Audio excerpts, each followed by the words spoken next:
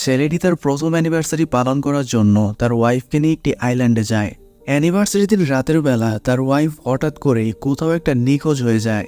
ছেলেটি আইল্যান্ডের প্রতিটি থানাতেই মিসিং কমপ্লেন করানোর জন্য যায়, কিন্তু কোনো থানাতেই তার কমপ্লেন গ্রহণই করে না।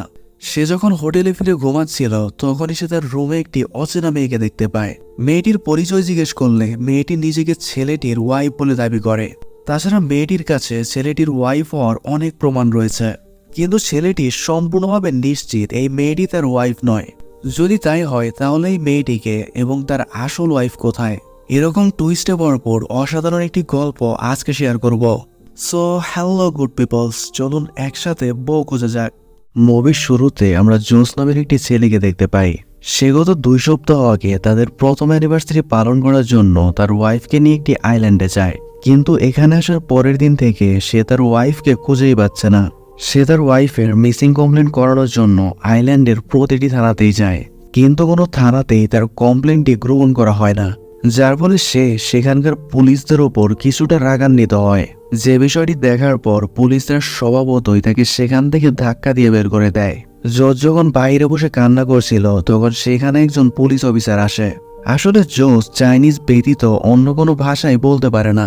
সে যেহেতু থাইল্যান্ডের একটি আইল্যান্ডে ছিল তাই তার ভাষা এখানকার কেউই বুঝতে পারছিল না, কিন্তু তার সামনে থাকা পুলিশ অফিসারটি চাইনিজ বুঝতে পারত।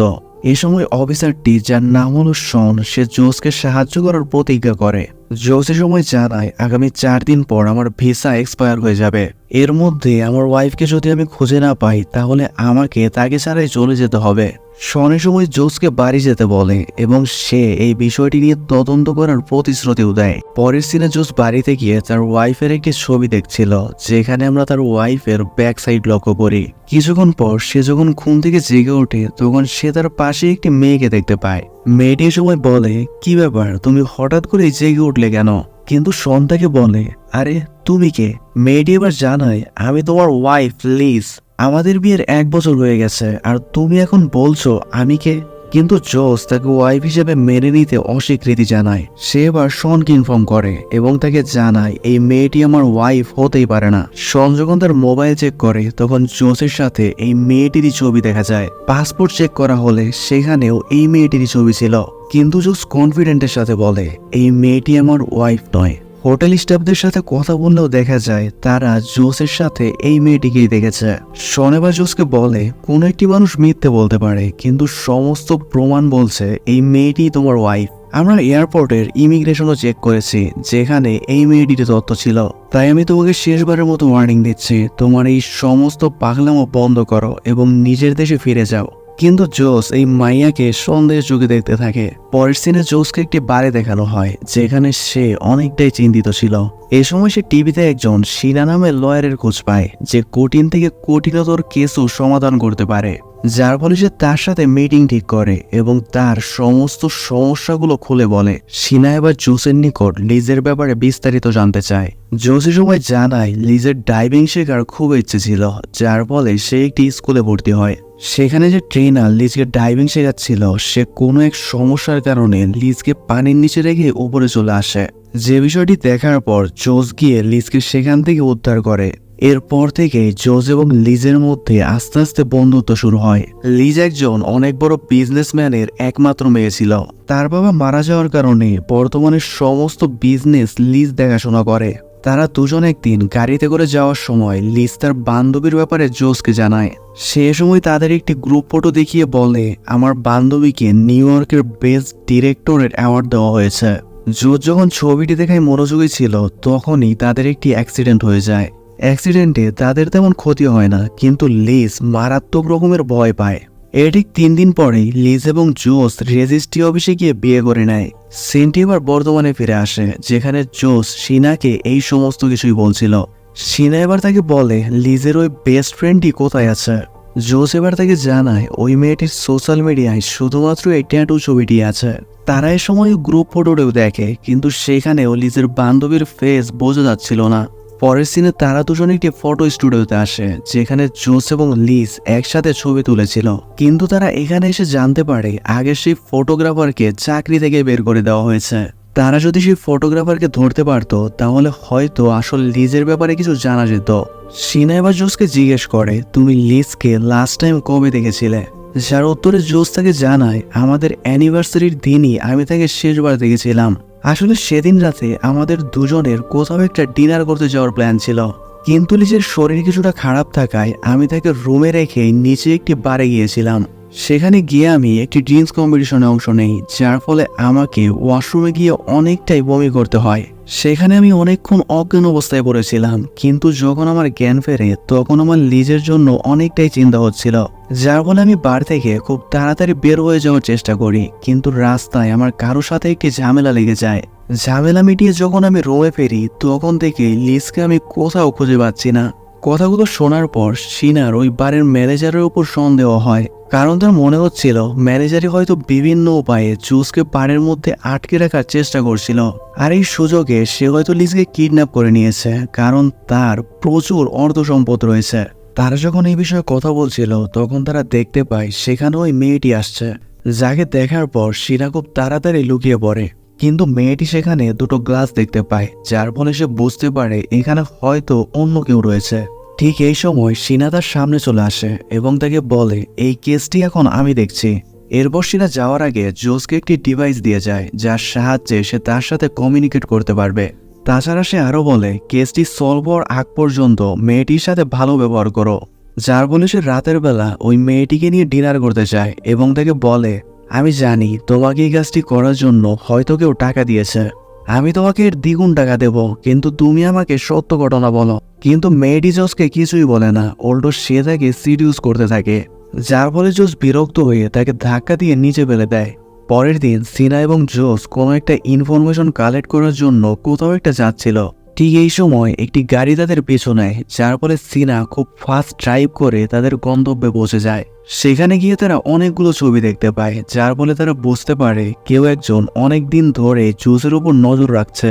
তাছাড়া সেখানে লিজের ব্যাপারেও অনেকগুলো ইনফরমেশন ছিল। এ সময় আমরা সেখানে জোসের সাথে আসল লিজের ছবিও দেখতে পাই। জোস যখনই ওই ছবিটি নিতে যাবে ঠিক তখনই তাদের উপর ফায়ারিং শুরু হয়ে যায়। তারা দুজন কোনোভাবে তাদের জীবন বাঁচিয়ে সেখান থেকে পালিয়ে আসে। নিরাপদ লোকেশনে আসার পর সিনা উল্টো জোসের উপরই সন্দেহ করতে থাকে। জোস এবার সিনাকে এর কারণ জিজ্ঞেস করে, যার ফলে সিনা তাকে বলে, লিজের কিডন্যাপ হওয়ার আগেই তার রিটার্ন টিকিট ক্যান্সেল করা হয়েছিল। তাছাড়া তার কিডন্যাপ হওয়ার 2 দিন পর তার অ্যাকাউন্ট থেকে একটি বড় অ্যামাউন্টের টাকা উইথড্র করা হয়েছে।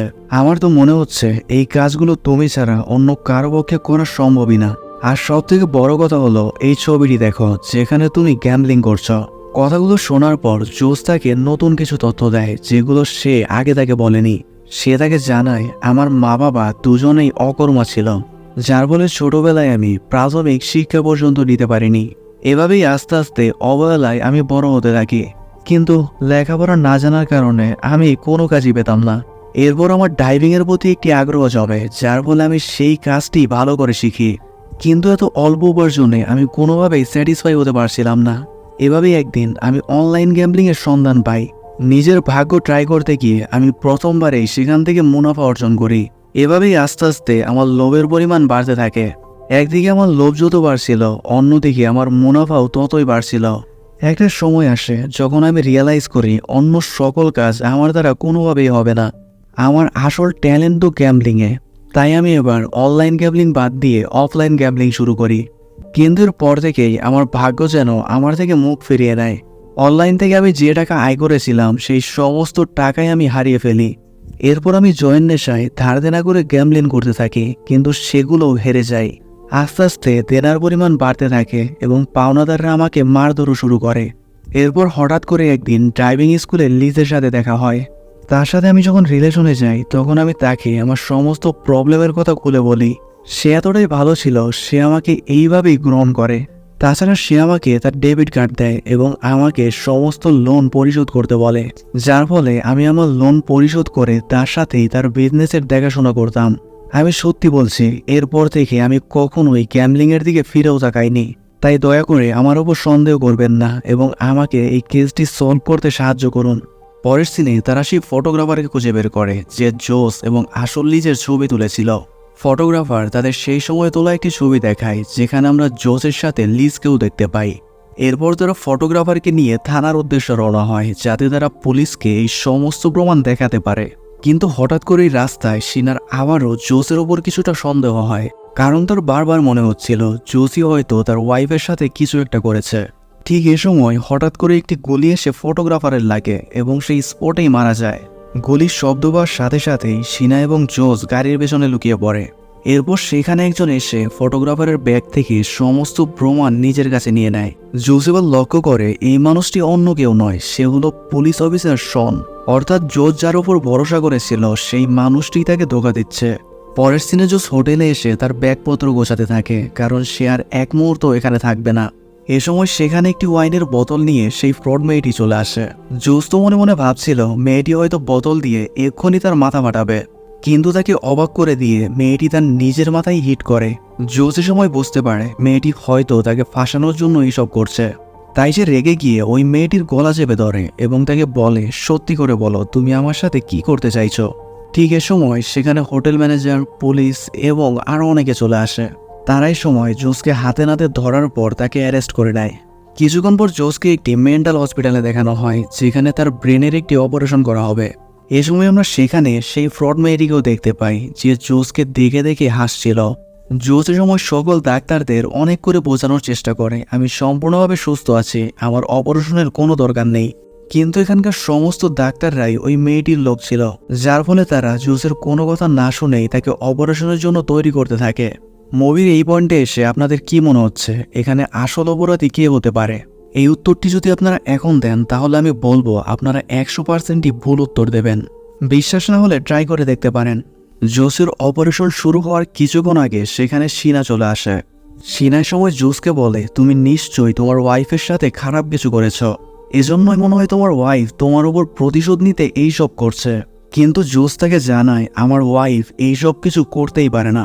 শিনা কিছুটা অবাক হয় এবং তাকে বলে, তুমি এতটা শিওর কি করে হচ্ছ? যে কথাটি শোনার পর জোস এবার আসল ঘটনা বলে। আসলে সে বিবাহবার্ষিকীর রাতে লিজকে নিয়ে কোথাও একটা যায়। এখন সে তার ওয়াইফকে নিয়ে কোথায় গেছে তা আমরা পরে জানবো। এরপর সে বারে চলে যায়, যেখানে কোনো কম্পিটিশন ছিল না, কিন্তু তারপরও সে নিজের ইচ্ছাই ড্রিঙ্কস করেছিল। এরপর সে ওয়াশরুমে যায় এবং ভমিটিং করার আওয়াজ বের করে। কিছুক্ষণ পর সে ওয়াশরুমের জানালা দিয়ে বাইরে বের হয়। পরের সিনে আমরা তাকে সমুদ্রের পাড়ে ডাইভিং স্যুটে দেখতে পাই এবং সে কিছুক্ষণ পর ওই স্যুটটিকেও পুড়িয়ে ফেলে। এভাবেই কিছু দৃশ্য একের পর এক দেখানো হয়, যেখানে আমরা বুঝতে পারি জোস হয়তো কোনো একটা অপরাধ করেছে। স্যুটটি পরানোর পর সে আবারও জানালা দিয়ে সেই ওয়াশরুমে প্রবেশ করে, যাতে সে সকলকে বোঝাতে পারে সে সমস্ত রাত বানের মধ্যে ছিল। এবার জোস এই ঘটনার আগের কাহিনীগুলো বলে। যেদিন সে লিজকে পানিতে ডোবার হাত থেকে বাঁচিয়েছিল, ঠিক এর পরের দিনই সে নিউজ পেপারে একটি আর্টিকেল দেখতে পায়, যেখানে লেখা ছিল অনেক বড় একজন বিজনেসম্যানের মৃত্যু হয়েছে, যার ফলে তার সমস্ত বিজনেস এখন তার মেয়ে দেখাশোনা করবে। আর্টিকেলটি পড়ার সাথে সাথেই জোস একটি চমৎকার প্ল্যান তৈরি করে। সে এখন চিন্তা করে সে যদি কোনোভাবে লিজকে বিয়ে করতে পারে তাহলে তার সমস্ত প্রবলেম এক নিমিষে সলভ হয়ে যাবে। যে কারণটির জন্য সে ইচ্ছে করেই লিজের সাথে বন্ধুত্ব করে। সে লিজকে এতটাই ইমপ্রেস করে যে লিজ শেষ পর্যন্ত তাকে বিয়ে করার সিদ্ধান্ত নেয়। বিয়ের পর লিজ জোসের সমস্ত ঋণ পরিশোধ করে দেয়, যাতে তারা একটি সুন্দর জীবন শুরু করতে পারে। জোস ইচ্ছে করলে এখানেই থামতে পারত, কিন্তু লোভ আবারও তাকে পেয়ে বসে। সে আবারও গ্যাম্বলিং এর অন্ধকার দুনিয়ায় পা রাখে। গ্যাম্বলিং এর জন্য সে লিজের থেকে টাকা চাইতে পারত না, যার ফলে সে আবারও ধার করা শুরু করে।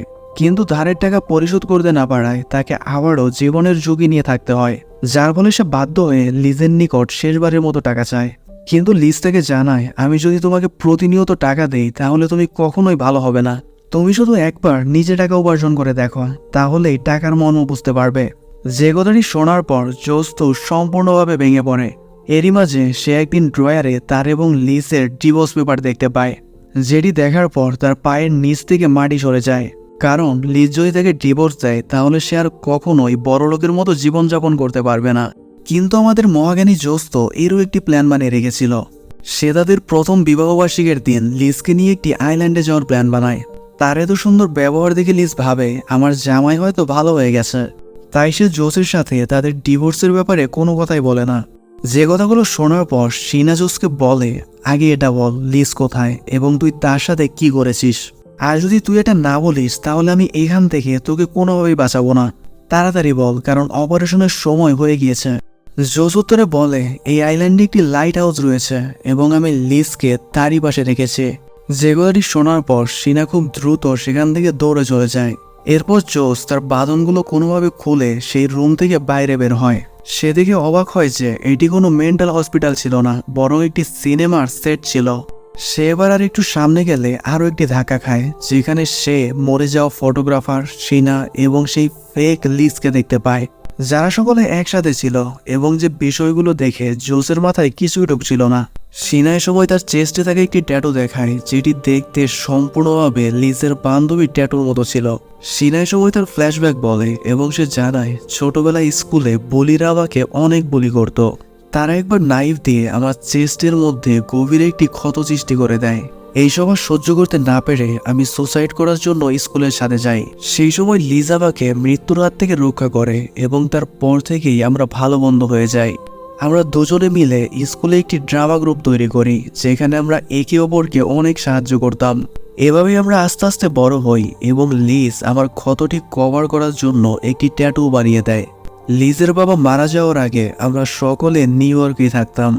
লিজ চায়নাতে আসার কিছুদিন পর আমাকে জোস মানে তোমার ব্যাপারে বলে। আমি তখন তাকে বলেছিলাম গ্যাম্বলিং এর মধ্যে ডুবে থাকা মানুষ কখনোই ভালো হয় না।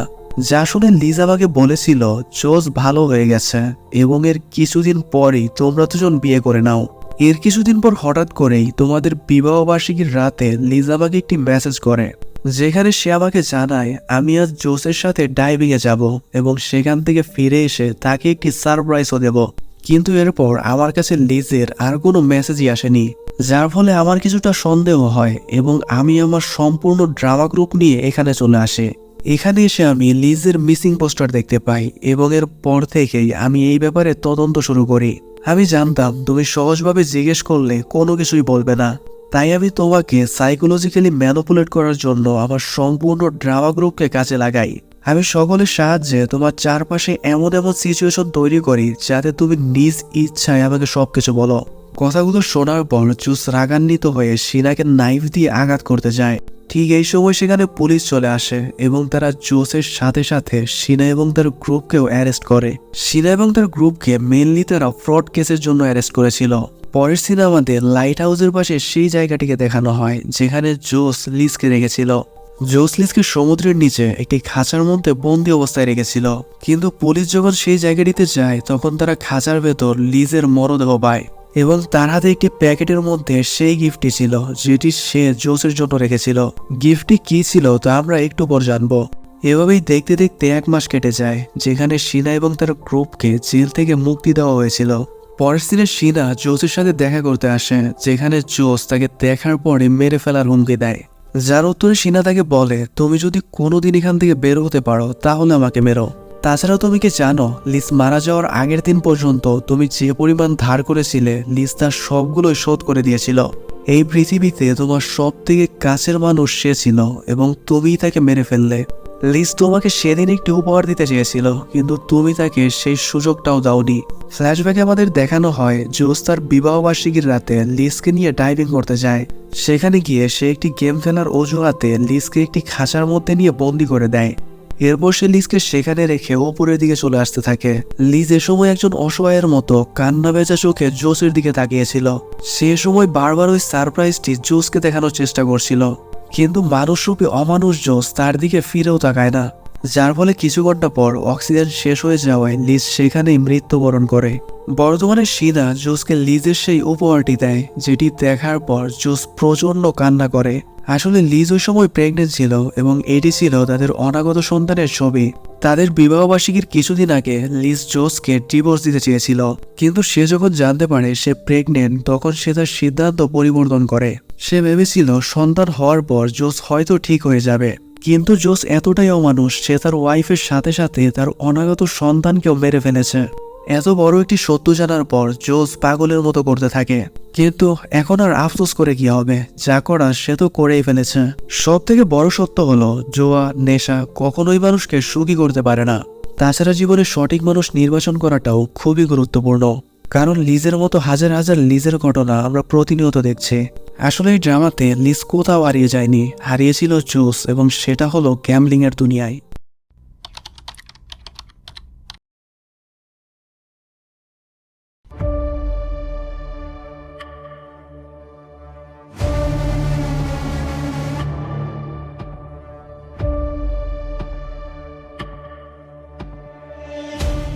ড্রামার শুরুতে আমরা একজন সৎ এবং খুবই সাধারণ একজন শিক্ষককে দেখতে পাই। সে এতটাই সাধারণ ছিল যে সে কখনোই তার কোনো স্টুডেন্টের সাথে খারাপ ব্যবহার করেনি। এই সহজ সরল শিক্ষকের নাম হলো মিস্টার হিরাগি। মিস্টার হিরাগি তার স্টুডেন্টের সাথে যতই ভালো ব্যবহার করুক, কিন্তু তার স্টুডেন্টরা তার সাথে সবসময় খারাপ ব্যবহার করত। এর প্রধান কারণ হলো তারা সকলেই মিস্টার হিরাগির সরলতাকে তার দুর্বলতা ভেবেছিল। এরই মধ্যে হঠাৎ করে একদিন স্কুলে একজন মেধাবী শিক্ষার্থী আত্মহত্যা করে। ঠিক এর পর থেকেই মিস্টার হিরাগির ব্যবহার সম্পূর্ণভাবে পাল্টে যায়। সে সহজ সরল একজন শিক্ষক থেকে একটি ভয়ঙ্কর টেবিলে পরিণত হয়।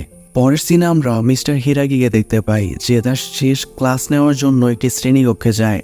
আসলে এই শ্রেণীকক্ষের সমস্ত স্টুডেন্ট আগামী 10 দিনের মধ্যেই গ্র্যাজুয়েট হতে চলেছে, যার ফলে মিস্টার হিরাগি আজকে তাদের উদ্দেশ্যে শেষ বক্তব্য রাখবে। মিস্টার হিরাগি এবার সকলকে বলে, তোমরা আমার অনুমতি ছাড়া আগামী 10 দিন এই শ্রেণীকক্ষ থেকে বের হতে পারবে না। কিন্তু তার এই কথাটি ক্লাসের সকল স্টুডেন্ট একটি প্র্যাঙ্ক হিসেবে নিচ্ছিল। কিন্তু তারা এই সময় লক্ষ্য করে মিস্টার হিরাগিকে আজকে কিছুটা সিরিয়াস মনে হচ্ছে। এই বিষয়টি দেখার পর ক্লাসের কিছু গুন্ডা টাইপের ছেলে মিস্টার হিরাগির সাথে মারামারি করতে যায়।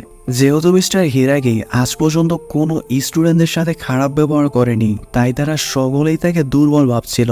কিন্তু মিস্টার হিরাগি এ সময় তাদের সকলকে খুব বাজেভাবে পেটায়। তাছাড়া সে তার সিরিয়াসনেস প্রমাণ করার জন্য স্কুলে একটি ব্লাস্ট করে দেয়, যার ফলে ক্লাসরুম থেকে বের হওয়ার প্রধান দরজাটি বন্ধ হয়ে যায়। ক্লাসের সবাই সময় বুঝতে পারে মিস্টার হিরাগি মোটেও তাদের সাথে মজা করছে না। এরপর সে ক্লাসের সকল স্টুডেন্টের ব্যাগ এবং মোবাইল ফোন জমা করে নেয়। এ সময় সে ক্লাসের সকলের উদ্দেশ্যে একটি প্রশ্ন করে এবং তাদেরকে বলে, তোমরা কি কেউ বলতে পারবে আমি তোমাদের সাথে এমনটা কেন করছি? কিন্তু এই প্রশ্নের জবাব ক্লাসের কেউই সঠিকভাবে দিতে পারছিল না, যার ফলে মিস্টার হিরাগি ওই মেয়েটির চেয়ারে গিয়ে বসে যে কিছুদিন আগেই স্কুলে আত্মহত্যা করেছিল। তার এই কাজটি করার সাথে সাথে এই ক্লাসের সকলেই বুঝে যায় সেই কাজটি কেন করছে। যে মেয়েটি আত্মহত্যা করেছে তার নাম হলো রিনা, এবং সে শুধু এই স্কুলেই নয়, সমস্ত জাপানে অনেক জনপ্রিয় ছিল। কিন্তু তার আত্মহত্যার কারণ সকলের কাছে একটি রহস্য হয়ে রয়েছে। এ সময় কাই নামে একজন ছাত্র বলে, রিনার মৃত্যুর জন্য আমরা কেউই দায়ী নই। কিন্তু মিস্টার হিরাগির সময় জানায় দায়ী তো একজন অবশ্যই আছে, এবং তোমাদের হোমওয়ার্ক হলো তোমরা সেই একজনকে রাত্রি 8টা বাজার আগে খুঁজে বের করবে। তোমরা যদি সময় মতো কাজটি করতে না পারো তাহলে তোমাদের মধ্য থেকে যে কোনো একজনকে মরতে হবে। আর এই কাজটি সঠিকভাবে হচ্ছে কিনা সেই বিষয়ে নজর রাখার জন্য মিস্টার হিরাগি সাকুরাকে দায়িত্ব দেয়। সাকুরার পরিচয় হলো সে রিনার খুব কাছের একজন বান্ধবী ছিল। এই সমস্ত কিছু শোনার পর কায়দার চেয়ার দিয়ে ক্লাসরুমের জানালা ভাঙার চেষ্টা করে, কিন্তু মিস্টার হিরাগি তাকে জানায় সে আগেই ক্লাসরুমের সমস্ত কিছু পরিবর্তন করে দিয়েছে। তারা চাইলেও ক্লাসের কোনো কিছু ভেঙে বাইরের কারোর সাথে যোগাযোগ করতে পারবে না। কিন্তু সে ক্লাস থেকে যাওয়ার পরে ক্লাসের সকল স্টুডেন্ট আবারও হেল্পের জন্য চিৎকার করতে থাকে। তারাই সবাই বিভিন্ন কিছু লিখে বাইরের মানুষের দৃষ্টি আকর্ষণ করার চেষ্টা করছিল। এ সময় স্পিকারের মাধ্যমে মিস্টার হিরাগি তাদের জানায়, তোমরা শুধুই বৃথা চেষ্টা করছো। তোমাদের কোনো আওয়াজই ক্লাসরুম থেকে বাইরে যাবে না, তাছাড়া বাইরের কেউই তোমাদের দেখতেও পাবে না। কিন্তু আমি সিসিটিভি ক্যামেরার মাধ্যমে তোমাদের সকল কার্যক্রম পর্যবেক্ষণ করব। স্কুলের মধ্যে এক্সপ্লোশনের খবর পেয়ে সেখানে পুলিশ এবং বাচ্চাদের গার্ডিয়ানরাও চলে আসে। পুলিশ বাহিনী তাদের টিম নিয়ে স্কুলের ভেতর প্রবেশ করার জন্য পরিকল্পনা শুরু করে দেয়। কিন্তু হিরাগির সময় তাদের ওয়ার্নিং দেয় এবং তাদের বলে তারা যেন ভুলেও এই কাজটি করার চিন্তাও না করে। তারা যদি স্কুলের ভেতর প্রবেশ করার চেষ্টা করে তাহলে সেই সম্পূর্ণ স্কুলটি ব্লাস্ট করে দেবে। এ সময় সে স্কুলের মাঠের মধ্যে একটি এক্সপ্লোশন ঘটায়, যার ফলে সমস্ত পুলিশ বাহিনী তাদের পরিকল্পনা থেকে পিছু উঠতে বাধ্য হয়। সিনটি এবার পরিবর্তন হয়ে সাকুরার কাছে আসে, যেখানে আমরা রিনার ব্যাপারে আরো কিছু বিষয় জানতে পারি। আসলে রিনা একজন ন্যাশনাল সুইমিং চ্যাম্পিয়ন ছিল, যার ফলে সাকুরা রিনার একজন খুবই পাগল ভক্ত ছিল। সে মাঝে মধ্যেই লুকিয়ে রিনার বিভিন্ন ইভেন্টের ছবি তুলত। এতটা জনপ্রিয় হওয়া সত্ত্বেও রিনার স্কুলে তেমন কোনো বন্ধু ছিল না। এর অন্যতম কারণ হলো স্কুলের সমস্ত মেয়েরাই রিনাকে হিংসার চোখে দেখত। তাছাড়া কিছু কিছু মেয়ে তো এমন ছিল যারা শুধুমাত্র জনপ্রিয় হওয়ার জন্য রিনার কাছাকাছি থাকত। কিন্তু সাকুরা এই সমস্ত মেয়েদের থেকে আলাদা ছিল। সে শুধুমাত্র রিনার একজন ভালো বন্ধু হয়ে থাকতে চাইতো, যার ফলে তার সাথে রিনার একটি ভালো সম্পর্ক তৈরি হয়ে যায়। কিন্তু হঠাৎ করে একদিন রিনার একটি ভিডিও সোশ্যাল মিডিয়ায় খুবই ভাইরাল হয়, যেখানে দেখা যায় রিনা তার সুইমিং কম্পিটিশনে পার্টিসিপেট করার আগে কিছু ড্রাগস নিচ্ছে। আর এই বিষয়টি সমস্ত জাপানে খুব দ্রুত ছড়িয়ে পড়ে। সকলে বলাবলি করছিল রিনা অবৈধ ড্রাগস ব্যবহার করে সবসময় চ্যাম্পিয়ন হয়। সিনটি আবার বর্ধমানে ফিরে আসে, যেখানে কাই সমস্ত ক্লাসে এই কথাটি বলছিল। সে সময় বলে রিনা সম্ভবত ওই ভিডিওটির কারণেই আত্মহত্যা করেছে, কিন্তু কিছু কিছু স্টুডেন্ট এই সময় তার বিরোধিতাও করছিল। তারা এই সময় বলছিল রিনার আত্মহত্যার পেছনে নিশ্চয়ই অন্য কোনো কারণ আছে। এভাবেই দেখতে দেখতে রাত্রি 8টা বেজে যায় এবং মিস্টার হিরাকি ক্লাসরুমে প্রবেশ করে। সে সময় সাকুরাকে জিজ্ঞেস করে এবং তাকে বলে রিনা কেন আত্মহত্যা করেছিল। সে সময় তাকে জানায় ভিডিওটি ভাইরাল হওয়ার পর থেকেই ক্লাসরুমের সকলেই রিনাকে বলি করত। তাছাড়া সে নিজেও রিনাকে সবসময়ই এড়িয়ে চলার চেষ্টা করত। সাকুরা সময় কান্না করতে করতে বলে ওই সময়টাতেই আমাকে রিনা সব থেকে বেশি দরকার ছিল, কিন্তু আমিও ওই সময়টাতে সবার মতোই তাকে এড়িয়ে চলার চেষ্টা করতাম। আমার তো মনে হচ্ছে রিনার আত্মহত্যার পেছনে সব থেকে বড় দায়টা আমারই, কারণ তার সব থেকে প্রয়োজনের সময় আমি তার পাশে থাকতে পারিনি। কিন্তু তার এই সমস্ত কথা শোনার পরও ক্লাসরুমের সকলেই রিনার ব্যাপারে বাজে বাজে কথা বলছিল, যার ফলে সাকুরা সকলকে রিনার লেখা সর্বশেষ চিঠিটি বের করে দেখায়, যেখানে রিনা তাকে লিখেছিল ভিডিওটি ভাইরাল হওয়ার পর থেকেই ক্লাসরুমের সকলেই আমাকে বলি করছে, তাই তুমি এখন থেকে আমার থেকে সবসময় দূরে থেকো। আর যদি তুমি এমনটি না করো তাহলে ক্লাসরুমের সকলেই তোমাকেও বলি করবে। চিঠিটি পড়ার সময় সাকুরা অনেক কান্না করে এবং সে বলে রিনার থেকে দূরে যাওয়াটাই আমার জীবনের সব থেকে বড় ভুল ছিল। মিস্টার হিরাগির সময় বলে যেহেতু তোমরা আসল অপরাধীকে খুঁজে বের করতে পারোনি, তাই আমি এখন তোমাদের মধ্য থেকে একজনকে মেরে ফেলবো। যে কথাটি শোনার পর ক্লাসরুমের সকলেই ভয় পেয়ে যায়। তারাই সময় সম্মিলিত হয়ে মিস্টার হিরাগির উপর আবারও অ্যাটাক করে দেয়, কিন্তু মিস্টার হিরাগি তাদেরকে ভয় দেখানোর জন্য আবারও ক্লাসরুমের ভেতর একটি এক্সপ্লোশন ঘটায়, যার ফলে সকল স্টুডেন্ট তার থেকে আবারও দূরে চলে যায়। একজন ছাত্রের সময় সাকুরাকে দেখিয়ে বলে আপনার উচিত তাকে মেরে ফেলা, কারণ তার অবহেলার কারণে রিনা হয়তো আত্মহত্যা করেছে।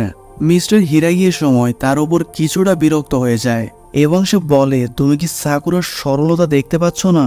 তোমরা যদি এভাবেই নিজে বাঁচার জন্য অন্য কারো উপর দোষ চাপাতে থাকো তাহলে তোমরা গ্র্যাজুয়েট হয়েও এই দেশের জন্য কিছুই করতে পারবে না। তোমরা হয়তো শিক্ষিত হবে কিন্তু একজন ভালো মানুষ কখনোই হতে পারবে না। অন্যদিকে পুলিশ লুকিয়ে লুকিয়ে স্কুলের ভেতর প্রবেশ করার চেষ্টা করছিল, যে বিষয়টি হিরাগি ক্যামেরার মাধ্যমে দেখতে পায় এবং তাদের আবারও একটি ওয়ার্নিং দেয়।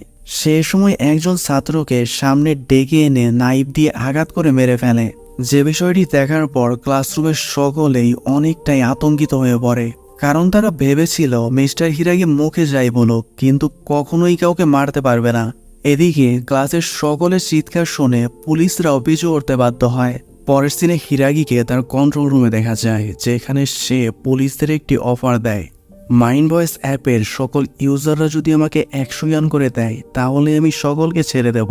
পুলিশের সময় দেখতে পায় মাইন্ড ভয়েস অ্যাপের ইউজারের সংখ্যা হলো প্রায় 5 কোটির মতো। এর মানে হলো সকল ইউজাররা যদি 100 ইয়ান করে দেয় তাহলে সর্বমোট টাকার পরিমাণ হয় 500 কোটি ইয়ান।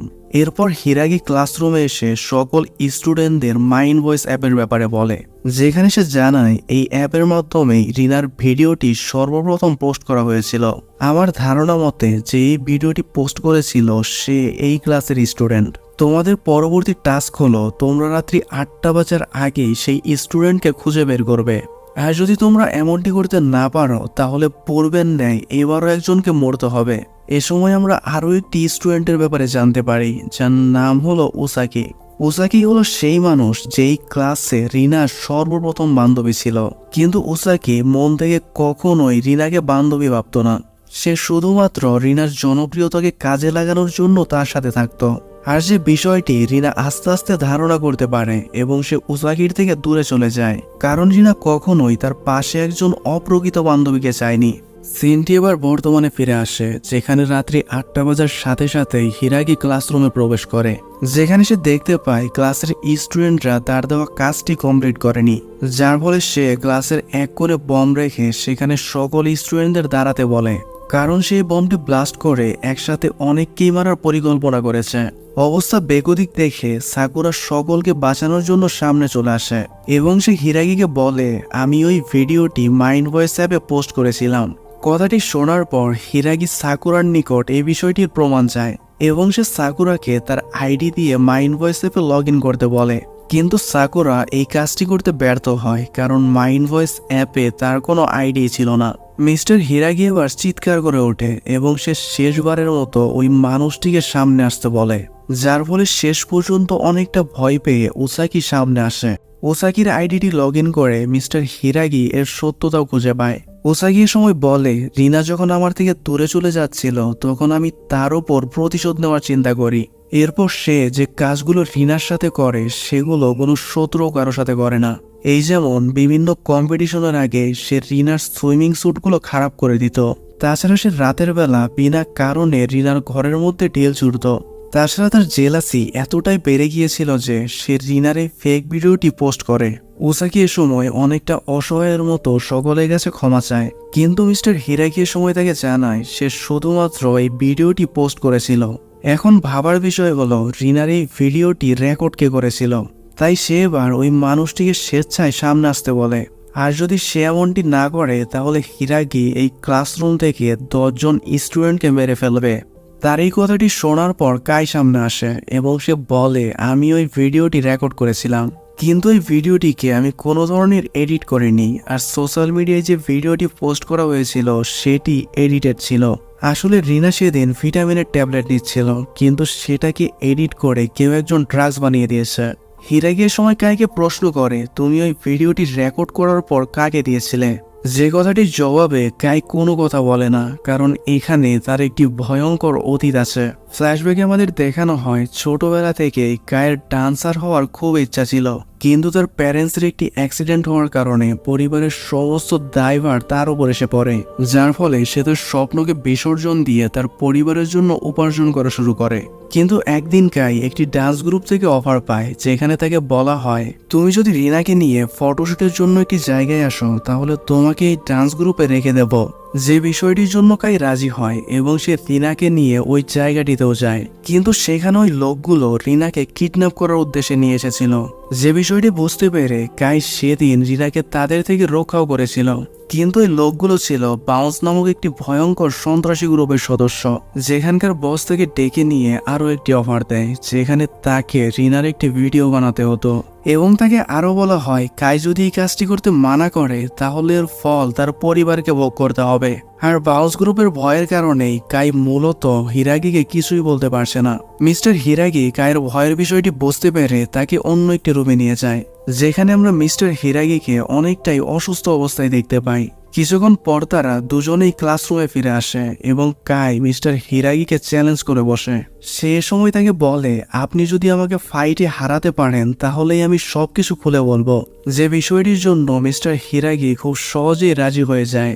এরপর ফাইট শুরু হলে মিস্টার হিরাগি কাইকে প্রতিবার আঘাত করার সময় তার অতীতগুলো সকলের সামনে বলছিল, যে কথাগুলো শোনার পর ক্লাসরুমের সকলেই বুঝতে পারে কাই বাইরে থেকে যতটা শক্ত দেখানোর চেষ্টা করে আসলে ভেতর থেকে সে ততটাই অসহায়। মিস্টার হিরাগি এ সময় আরো বলে, তুমি ভিডিওটি রেকর্ড করেছিলে তার কারণ হলো তুমি রিনাকে দেখে হিংসে করতে। এর কারণ হলো তোমার ক্লাসের একটি মেয়ে তার স্বপ্নকে বাস্তবায়ন করেছে, কিন্তু তুমি তোমার স্বপ্নকে ছুঁতেও পারছিলে না। সে রিনার সফলতায় এতটাই জেলাস হয়েছিল সে তার ক্যারিয়ারকে নষ্ট করতে এই কাজটি করেছে। কথাগুলো শোনার পর কাই মেন্টালি অনেকটাই ভেঙে পড়ে। কায়ের জীবনের সমস্যাগুলো শোনার পর তার প্রিয় বন্ধু কান্না করতে করতে তার কাছে আসে এবং সে বলে যদি সে একবার তার জীবনের সমস্যাগুলো তার সাথে শেয়ার করত তাহলে হয়তো সে তার কোনো কাজে আসতে পারত। মিস্টার হিরাগি এবার শেষবারের মতো তাকে জিজ্ঞেস করে এবং সে বলে এখনো দেরি হয়ে যায়নি। কিন্তু কায়ের সময় মিস্টার হিরাগিকে বলে, আমি আপনাকে বিশ্বাস করব কি করে, কারণ আপনি তো নিজেই আমার সামনে আমার একজন সহপাঠীকে মেরে ফেলেছেন। যে বিষয়টি শোনার পর সাকুরা তাকে বলে মিস্টার হিরাগি কাউকেই হত্যা করেনি, সেই ছাত্রটি অন্য একটি রুমে এখনো জীবিত আছে।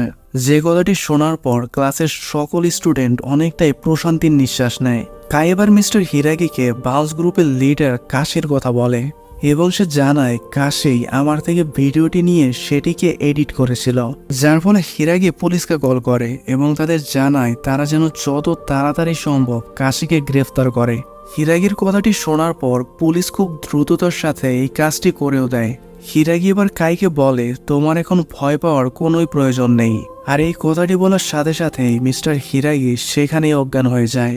আর এ সময় আমরা জানতে পারি মিস্টার হিরাগির ক্যান্সার রয়েছে এবং সেটিও 3rd স্টেজের। হিরাগির অজ্ঞান হয়ে যাওয়া দেখে কিছু স্টুডেন্ট সেখান থেকে পালিয়ে যাওয়ার চিন্তা করে, কিন্তু কাই এবং সাকুরা সহ আরো কিছু স্টুডেন্ট এইখানে থেকে হিরাগিকে সাহায্য করার কথা বলছিল। এ সময় তারা বলে টিচার তো আমাদের সহপাঠীর মৃত্যুর রহস্য জানার জন্যই এত কিছু করছেন। ঠিক এই সময় আমরা দেখতে পাই পুলিশ স্কুলের ভেতর আবারও প্রবেশ করার চেষ্টা করছে। যে বিষয়টি দেখার পর কিছু স্টুডেন্ট পুলিশের সাথে বাইরে যাওয়ার জন্য প্রস্তুতি নেওয়া শুরু করে। ঠিক এ সময় সেখানে হিরাগি আসে এবং সে সকলকে বলে তোমরা কেউই এখান থেকে বের হতে পারবে না, সবকিছু আমি শুরু করেছি এবং আমি চাইলেই তোমরা এখান থেকে যেতে পারবে। এরপর সে পুলিশদের তাড়ানোর জন্য আবারও সেখানে একটি ব্লাস্ট করে। এ সময় আমরা আরো একটি বিষয় জানতে পারি এবং সেটি হলো কাশির একজন গার্লফ্রেন্ড ছিল যার নাম হলো ওজুকি। এবং সব থেকে মজার বিষয় হলো ওজুকি এই ক্লাসের স্টুডেন্ট। আসলে ওজুকির স্বপ্ন ছিল সে বড় হয়ে একজন মডেল হবে, কিন্তু মডেল হওয়ার জন্য তার উপর মলের সাথে কোনো ধরনেরই যোগাযোগ ছিল না।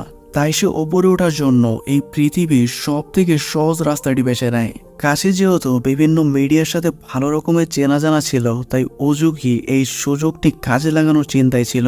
কিন্তু ওজুকি জানতো না কাশি আসলে কতটা নিচু পর্যায়ের মানুষ। তাই সে যখন এই বিষয়টি জানতে পারে তখন সে কাশির দেওয়া উপহারের লকেটটি ফেলে দেয়। আর সেই লকেটের ভেতর থেকেই বের হয়ে আসে একটি মেমোরি কার্ড। সেই মেমোরি কার্ডটি ওপেন করে দেখা যায় কাশি এখানে বিভিন্ন ক্লায়েন্টের কন্ট্যাক্ট ইনফরমেশন রেখেছে। আর এই ক্লায়েন্টগুলো হলো তারা যাদেরকে কাশি রিনার ভিডিওটি সেল করেছিল। আর এই সমস্ত ক্লায়েন্টের মধ্যেই এই স্কুলের একজন প্রফেসরের নাম পাওয়া যায়, যে প্রফেসর সম্ভবত কাশির নিকট থেকে সেই ভিডিওটি কিনেছিল। এর মানে হলো রিনার মৃত্যুর পেছনে একজন শিক্ষকেরও ভূমিকা আছে। মিস্টার হিরাগি এবার এই সমস্ত তথ্যগুলো মাইন্ড ভয়েস অ্যাপে পাবলিশ করে দেয়। যে বিষয়গুলো দেখার পর জাপানের সকল মানুষ মিস্টার হিরাগিকে একজন হিরোর চোখে দেখছিল। এর মানে হলো হিরাগি শুধুমাত্র হত্যাকারীকে খুঁজে বের করার জন্য এমনটি করছে। ঠিক এর পরের দিন অজানা এক ব্যক্তি মাইন্ড ভয়েস অ্যাপে আরও একটি ভিডিও পাবলিশ করে, যেখানে আমরা দেখতে পাই একজন টিচার এবং স্টুডেন্ট একটি অ্যাপার্টমেন্টের ভেতর প্রবেশ করে। কিন্তু কিছুক্ষণ পর অ্যাপার্টমেন্ট থেকে শুধুমাত্র এই টিচারই বের হয়। যেহেতু ওই মেয়েটির কাছে রিনার ব্যাগ ছিল, তাই সকলে তাকে রিনাই মনে করছিল। সকলে সময় বলছিল নিশ্চয়ই টিচার রিনার সাথে বাজে কিছু করেছে, আর যে বিষয়টির কারণে রিনা হয়তো আত্মহত্যা করেছে। যেহেতু ভিডিওতে ওই টিচারের ফেস দেখা যাচ্ছিল না, তাই কেউই তাকে চিনতেও পারছিল না। কিন্তু হিরাগি মাইন্ড ভয়েস অ্যাপের মাধ্যমে ওই টিচারের নাম সকলকেই বলে দেয়। আর এই টিচারটি সেই প্রফেসর ছিল যে রিনার ভিডিওটি কাশির থেকে অর্ডার করেছিল। এই টিচারের নাম হলো তাকেশি এবং যে একজন খুবই লোভী মানুষ। যে বিষয়টি জানার পর সমস্ত জাপানেই তাকেশিকে নিয়ে তোলপাড় শুরু হয়ে যায়। কিন্তু তাকেশি সংবাদ মাধ্যমে এসে নিজেকে সম্পূর্ণরূপে নির্দোষ দাবি করে। সে সময় বলে হিরাগি শুধুমাত্র আমার নাম খারাপ করার জন্য এমনটি করছে। কিন্তু মাইন্ড ভয়েস অ্যাপের ইউজাররা সমস্ত ডিটেল খুব ভালোভাবে লক্ষ্য করে। তারা এ সময় তাকেশির জুতোর সাথে ওই ভিডিওতে থাকা লোকটির জুতোর হুবহু মিল খুঁজে পায়। এরপর তো তাকেশিকে নিয়ে মাইন্ড ভয়েস অ্যাপের নেগেটিভ কমেন্টে ভর্তি হয়ে যায়। হিরাগির সময় তাকেশিকে কল করে সবকিছু কনফেস করতে বলে, কিন্তু তাকেশি তাকে জানায় রিনার মৃত্যুর সাথে আমার কোনোই সম্পর্ক নেই, তাহলে আমি কেন কনফেস করব। তাকেশির এই সমস্ত কথাগুলোকে ক্লাসরুমে থাকা কিছু স্টুডেন্ট সাপোর্টও করে। আর এর অন্যতম কারণ হলো রেকমেন্ডেশন। আসলে তাকেশি এই সমস্ত স্টুডেন্টকে অনেক বড় বড় ইউনিভার্সিটিতে রেকমেন্ড করেছে, যে ইউনিভার্সিটিগুলোতে সাধারণত এই স্টুডেন্টরা নিজেদের যোগ্যতায় পৌঁছাতে পারতো না। তাদেরকে রেকমেন্ড করার মাধ্যমে তাকেশি এই স্টুডেন্টগুলোর কাছ থেকে একটি মোটা অঙ্কের টাকা নেয়। এখন যদি তাকেশি কোনোভাবে ক্রিমিনাল প্রমাণিত হয়, তাহলে তার এই রেকমেন্ডেশনের কোনো মূল্যই থাকবে না। আর এই কারণটির জন্যই এই সমস্ত স্টুডেন্ট তাকেশির পক্ষ নিচ্ছে। হিরাগির সময় তাদের আশ্বস্ত করে এবং তাদের বলে তোমরা নিশ্চিন্তে থাকো, তাকেশি যদি রিনার হত্যাকাণ্ডের পেছনে না থাকে তাহলে তার কোনো ধরনের ক্ষতিই হবে না। পরের সিনে হিরাগি তাকেশির সাথে দেখা করতে আসে এবং তাকে রিনার ওই ভিডিওটি কেনার ব্যাপারে জিজ্ঞেস করে। তাকেশি এ সময় ওই ভিডিওটি কেনার কথা স্বীকার করে, কিন্তু সে জানায় রিনার মৃত্যুর পেছনে আমার কোনোই অবদান নেই। যার ফলে হিরাগি তাকে বলে, তাহলে আপনি রিনাকে আপনার রিকমেন্ডেশনে ভর্তি হওয়ার জন্য টাকা কেন অফার করেছিলেন? ফ্ল্যাশব্যাকে আমাদের দেখানো হয় তাকেশি যে সমস্ত স্টুডেন্টদের রেকমেন্ডেশনের মাধ্যমে বড় বড় ইউনিভার্সিটিতে পাঠায় তারা লেখাপড়ায় অনেকটাই দুর্বল হয়, যার ফলে তারা বছর যেতে না যেতেই ইউনিভার্সিটি থেকে ড্রপ আউট হয়ে যায়। যার ফলে তাকেশি রিনাকে ওই ইউনিভার্সিটিতে পাঠিয়ে তার সম্মান কিছুটা রক্ষা করতে চাইছিল, কিন্তু রিনা তার এই অফারটি প্রত্যাখ্যান করে দেয়। যার ফলে তাকেশি ওই ভিডিওটির মাধ্যমে রিনার কিছুটা বদনাম করতে চেয়েছিল। তাকেশির ব্যাপারে জানতে পেরে জাপানের সমস্ত মানুষ তার উপর অনেকটাই বিরক্ত হয়ে গিয়েছিল। ঠিক এর পরের দিনই মাইন্ড ভয়েস অ্যাপে আরও একটি ভিডিও পাবলিশড হয়, যেটিকে অরিজিনাল ভিডিও বলা হচ্ছিল, যেখানে দেখা যায় ওই বিল্ডিং থেকে হিরাগি বের হচ্ছে।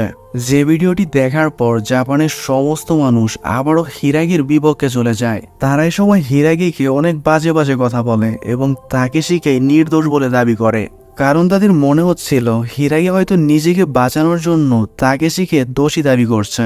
পরের সিনে হিরাগি একজন বড় পুলিশ অফিসারকে কিডন্যাপ করে নেয় এবং তাকে নিয়ে ছাদে চলে যায়। সে সময় বলে, আগামীকাল আমি মাইন্ড ভয়েস অ্যাপে লাইভে আসবো এবং সেখানেই আসল খুনির নাম সকলকেই বলবো। ঠিক এই সময় একজন স্নাইপার হিরাগিকে লক্ষ্য করে গুলি করে, কিন্তু আমরা দেখতে পাই হিরাগি বুলেট প্রুফ জ্যাকেট পরেছিল, যার ফলে তার কোনো ক্ষতি হয় না। পরের দিন সকালবেলা স্কুলের ছাদে উঠে হিরাগি মাইন্ড ভয়েস অ্যাপে লাইভে আসে। সে সময় বলে, হিরাগির মৃত্যুর জন্য তাকেশি, আমি বা কাশি কেউই দায়ী নই। তার আত্মহত্যার পেছনের মূল কারণ হলো আপনারা, কারণ আপনাদের সব নেগেটিভ কমেন্টের কারণেই জিনা বাধ্য হয়ে সুসাইড করেছে। উদাহরণ হিসেবে শুরুর দিকে আপনারা সকলেই আমাকে খারাপ ভেবেছিলেন, কিন্তু আমার উদ্দেশ্য জানার পর আপনারা সকলেই আমাকে প্রশংসা করেছেন, কিন্তু গতকালের ভিডিওটি পাবলিশ হওয়ার কারণে আপনারা আবারও আমাকে দোষী বলে দাবি করছেন। গত 10 দিনে আপনাদের মতামত আমার প্রতি প্রতিবার পাল্টেছে। কখনো আপনারা আমাকে হিরো বলছেন, ঠিক এর পরের মুহূর্তে আবার ভিলেন বানিয়ে দিচ্ছেন। আর যদি আমি গতকালের ভিডিওর ব্যাপারে বলি, তাহলে এই ভিডিওটি আমি আপলোড করেছিলাম, যে ভিডিওটি সম্পূর্ণভাবেই নকল এবং এটিও এডিট করে বানানো হয়েছে। এরপর হিরাগি সকলকে আসল ভিডিওটি দেখায়, যেখানে দুজন স্টুডেন্ট ওই বিল্ডিং এর ভেতর প্রবেশ করে কিছুক্ষণ পর বাইরেও বের হয়ে যায়। আপনারা ঘরে বসে বসে কোনো ঘটনার সত্যতা না জেনেই যে কোনো কিছু লিখে দেন। আপনারা একবার চিন্তাও করেন না এই ঘটনা যদি মিথ্যে হয় তাহলে ওই ভিকটিমের সাথে কি হতে পারে। আপনাদের মধ্য থেকে যদি কোনো একজন রিনার ওই ঘটনাটির সত্যতা জানার চেষ্টা করত, তাহলে হয়তো রিনাজ বেঁচে থাকতো। কথাটি বলার পর সে লাইভ স্ট্রিম বন্ধ করে রিনার মতোই সুসাইড করতে যায়। সে যখন ছাদ থেকে লাফ দেয়, ঠিক এই সময় সাকুরা এসে তার হাত ধরে ফেলে। সাকুরা সময় বলে, আমি হয়তো রিনাকে বাঁচাতে পারিনি, কিন্তু আমি আপনাকে কোনোভাবেই মরতে দেব না। এই সময় আমরা দেখতে পাই সাকুরার হাত থেকে হিরাগির হাতটি আস্তে আস্তে ছুটে যাচ্ছে। ঠিক এই সময় ক্লাসের সমস্ত স্টুডেন্ট এসে সাকুরাকে সাহায্য করে এবং হিরাগিকে বাঁচিয়ে নেয়। হিরাগি এ সময় সকলকে বলে, তোমরা ফাইনালি আমার পরীক্ষায় পাশ করেছ। তোমরা যদি আজ ফেল করতে তাহলে হয়তো আমাকে মারা যেতে হতো। কিছুক্ষণ পর পুলিশ এসে হিরাগিকে গ্রেফতার করে নেয়, কারণ সে স্কুলের প্রপার্টি ড্যামেজ করেছিল। সেন্টি এবার শিফট হয়ে 2 বছর পর চলে যায়, যেখানে আমরা সকল স্টুডেন্টকে আবারও একসাথে দেখতে পাই। তারা এখানে তাদের সব থেকে প্রিয় শিক্ষকের ফিউরাল এসেছিল, যার ক্যান্সারের কারণে মৃত্যু হয়েছে। হিরাগি সকলের জন্য একটি রোল মডেল ছিল, কারণ সে ওই 10 দিনে সমস্ত স্টুডেন্টের লাইফ চেঞ্জ করে দিয়েছে। সত্যি বলতে এইরকম টিচার যদি আমরা পেতাম তাহলে আমাদের দেশের পরিস্থিতি হয়তো আরও ভালো হতো। আমাদের দেশেও অনেক টিচার আছে যারা মিস্টার হিরাগির মতোই সম্মান পাওয়ার যোগ্য, কিন্তু আফসোসের বিষয় হলো বেশিরভাগই রয়েছে অপদার্থ, যারা শুধুমাত্র নিজের পকেট গরম করার জন্য শিক্ষকতা বেছে নিয়েছে।